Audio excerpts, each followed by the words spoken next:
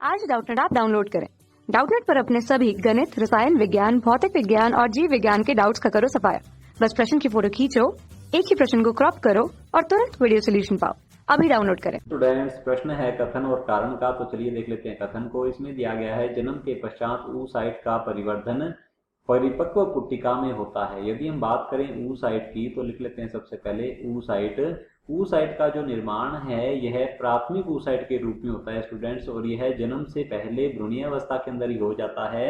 जब गोनिया कोशिकाएं या अंडजन्य कोशिकाएं जो है वृद्धि के द्वारा क्या कर लेती हैं स्टूडेंट्स, प्राथमिक oocyte का निर्माण कर लेती हैं, और जन्म के पश्चात क्या होता है स्टूडेंट्स, इनका जो परिवर्तन है यह पुट्टिकाओं के रूप में होता है स्टूडेंट्स।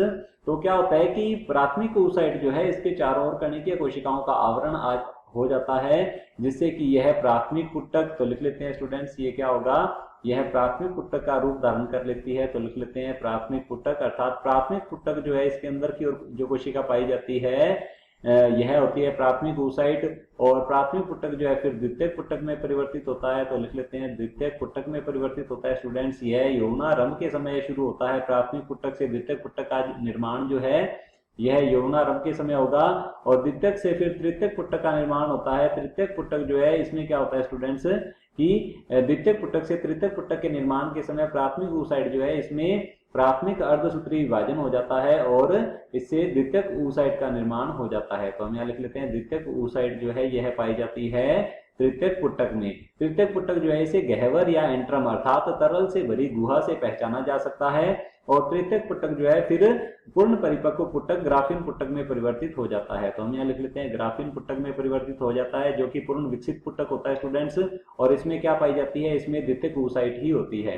ग्राफीन पुट्टक जो है यह परिधि की ओर आकर, अंडाशय की परिधि की ओर आकर यह फट जाता है LH हार्मोन LH सर्ज के प्रेरण में, तो जिससे कि क्या हो जाता है, अंडोसर्जन हो जाता है। तो क्या होता है स्टूडेंट्स, LH सर्ज अर्थात जब पीयूष ग्रंथि के द्वारा LH हार्मोन का अतिस्रावन होता है तब ग्राफीन पुट्टक का संफुटन हो जाता है, और इसके संफुटन से अंडोसर्जन हो जाता है। तो हम यहाँ लिख लेते हैं इसके संफुटन से क्या हो जाएगा, अंडोसर्जन हो जाता है, अर्थात द्वितीयक oocyte या फिर हम कह सकते हैं अंडाणु जो है यह पहुंच जाता है स्टूडेंट्स फैलोपियन नलिका में। और ग्राफीन पुट्टक का फटा हुआ जो भाग है, शेष भाग जो कि अब अंडाशय के अंदर है, तो लिख लेते हैं इसका शेष भाग जो है यह LH हार्मोन के प्रेरण के अंदर, तो लिख लेते हैं यहाँ पर LH हार्मोन के प्रेरण में यह कॉर्पस ल्यूटियम में परिवर्तित हो जाता है। तो हम यहाँ लिख लेते हैं कॉर्पस ल्यूटियम।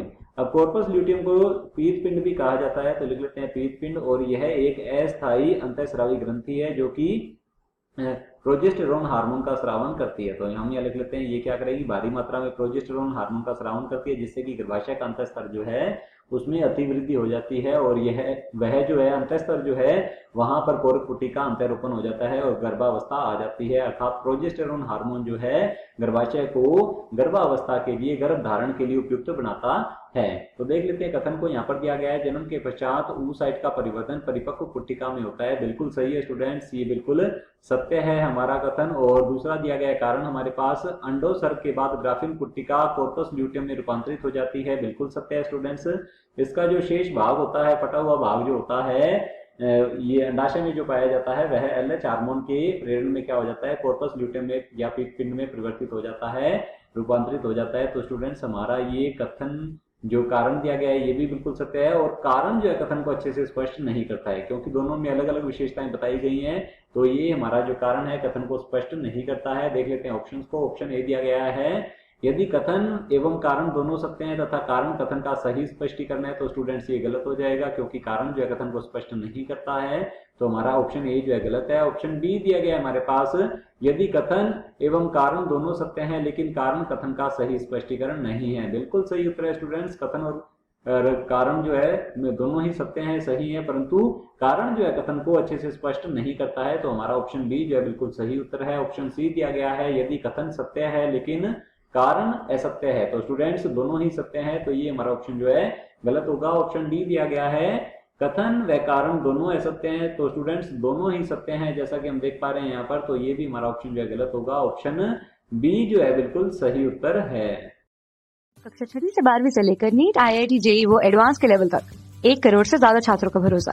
आज ही डाउनलोड करें डाउटनेट ऐप या व्हाट्सएप करें अपने सारे डाउट्स 8400 400 400 पर।